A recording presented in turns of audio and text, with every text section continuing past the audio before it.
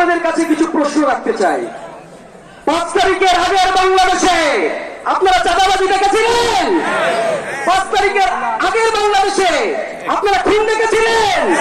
5 তারিখের আগের বাংলাদেশে আপনারা ব্যবসায়ীদেরকে রাস্তায় লুটপাট হতে দেখেছিলেন?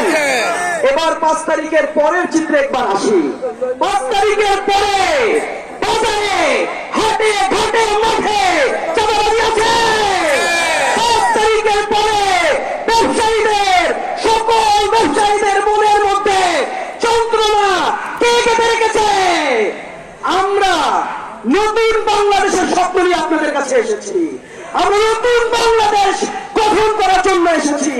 সেই বাংলাদেশে চাঁদাবাজি থাকবে না, সেই বাংলাদেশে সন্ত্রাস থাকবে না, সেই বাংলাদেশে নারীরা নীরব নির্জন পথে একা হেঁটে যেতে পারবে, সেই বাংলাদেশে একজন মা তার ভোটের অধিকারে রাস্তায় রাস্তায় ঘুরতে পারবে। একজন মাকে তাই বাংলায় ভোট চাওয়ার জন্য তাকে এই স্বাধীন বাংলাদেশে দাঁড়িয়ে কেউ বিবস্ত্র করার ঘোষণা দিবে না।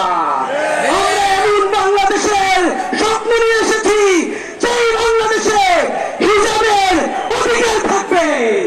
আমরা এমন বাংলাদেশের স্বপ্ন নিয়ে এসেছি সেই বাংলাদেশে নারী টুপির সম্মান থাকবে।